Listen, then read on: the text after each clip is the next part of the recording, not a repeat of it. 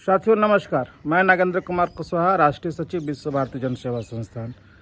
साथियों, पूरे देश के 13 करोड़ सहारा के जमाकर्ता आज पाई पाई को तरस रहे हैं। सहारा के कार्यकर्ता पाई पाई को मोहताज हो गए हैं और देशभक्ति की आड़ में सहारा के देशद्रोही अधिकारियों ने जिस प्रकार से देश के लोगों को ठगने का काम किया, उनको बरगलाने का काम किया, ये बहुत ही निंदनीय है। ऐसे लोगों के खिलाफ विश्व भारती जन सेवा संस्थान लगातार अपना मुहिम चला रहा है। साथियों, आप सबको पता होगा, झारखंड में सीआईडी में विश्व भारती जन सेवा संस्थान की ओर से 400 करोड़ रुपए की एफआईआर की गई थी और पुनः एक नया एफआईआर फिर से किया गया है, जो जमीनों का लूट इनके द्वारा किया गया है, सहारा के गद्दार अधिकारियों के द्वारा। साथियों, बहुत सारे लोग कहते हैं कि आप सहारा के अधिकारियों को देशद्रोही गद्दार क्यों बोलते हैं। तो बोलने के पीछे कारण यही है साथियों कि सहारा की जितने भी मीटिंगें होती थी, जितने भी अधिकारी इनके थे, पहले भारत माँ की पूजा करते थे, राष्ट्रभक्ति की बात करते थे और भारत माँ की पूजा करते करते, राष्ट्रभक्ति की बात करते करते इस देश के 13 करोड़ लोगों को इन लोगों ने लूट लिया। इस देश के शासन प्रशासन सबको गुमराह किया। यहाँ तक कि इस देश के संवैधानिक दायरे में जो भी हमारे कानून हैं उसको भी उन लोगों ने उल्लंघन किया। यहाँ तक कि माननीय सुप्रीम कोर्ट, दिल्ली उच्च न्यायालय और सभी न्यायालयों का आदेश का इन्होंने अवहेलना किया और एक तरफ कहते हैं कि हम राष्ट्रभक्त हैं। तो ऐसे लोगों को राष्ट्रद्रोही नहीं कहा जाए तो क्या कहा जाए। साथियों, आप सबको पता है कि झारखंड में जो कार्रवाई चल रही है उसमें नीरज कुमार पाल और संजीव कुमार जी की जमानत अर्जी सीआईडी कोर्ट रांची से खारिज हो चुकी थी। उसके बाद नीरज कुमार पाल ने जाकर के रांची हाई कोर्ट में अग्रिम जमानत के लिए अपना पिटीशन डाला, जिसकी सुनवाई हो चुकी है। आदेश सुरक्षित है और वो आदेश आने का हम लोग सब लोग इंतज़ार कर रहे हैं।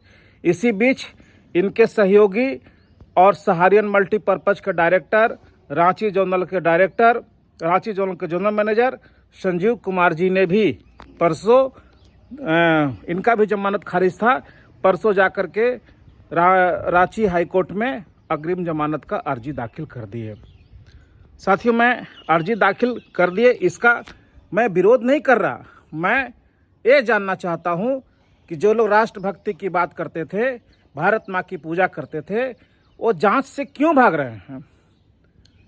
आपको जब नोटिस हुआ सीआईडी की तरफ से कि जो एफआईआर करवाया गया है, आप उसके ऊपर आकर के आपने बात कही है।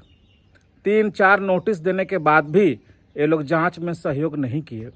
एक तरफ पूरे देश को इन लोगों ने कहा कि सहारा से भी विवाद की वजह से, एम्बार्गो के कारण, जमीनें नहीं बेचने का परमिशन के कारण आप सबका भुगतान नहीं हो पा रहा है। यही बात जाकर के जांच कमेटी के सामने कहना चाहिए था, सीआईडी में कहना चाहिए था। और कहने में क्या दिक्कत है। अगर हम देशभक्त हैं, अगर हम अपने देश से प्यार करते हैं, तो अगर हमसे जाने अनजाने में कोई अपराध भी हो जाए तो हम अपने अपराध को कबूल करते हैं। हम जांच कमेटियों के पास जा कर के जांच में सहयोग करते हैं। यही तो राष्ट्रभक्ति है ना। राष्ट्रभक्ति का मतलब केवल भारत माँ की तस्वीर पे पूजा करने से नहीं होता है। वो जिस देश में रह रहे हैं उस देश की न्यायिक व्यवस्था, उस देश की संवैधानिक प्रक्रिया को भी मानना पड़ता है। तो ये लोग कहीं नहीं गए, जा कर के अपनी बात को नहीं बताए। जो बात आज 12 सालों से लोगों को गुमराह कर रहे थे, नहीं कहे। परिणाम, सहारा के अधिकारी जितने भी टॉप क्लास के हैं, चाहे मैडम सपना राय हो, ओपी श्रीवास्तव हो, सभी लोग रांची हाई कोर्ट में अपने बचने के लिए क्रिमिनल रिट पिटीशन कई फाइल किए, करीब 20-21 हो, और अभी भी जारी है। साथ ही साथ इनके अधिकारी बचने के लिए जमानत पे जमानत लगाए जा रहे हैं। लेकिन साथियों, विश्व भारती जन सेवा संस्थान का उदय ही तो इसीलिए हुआ है कि इस देश में जो फाइनेंशियल क्राइम हुए हैं उनके पीछे हम लोग लड़ेंगे, उनसे मुकाबला करेंगे, चाहे जो भी हो जाए।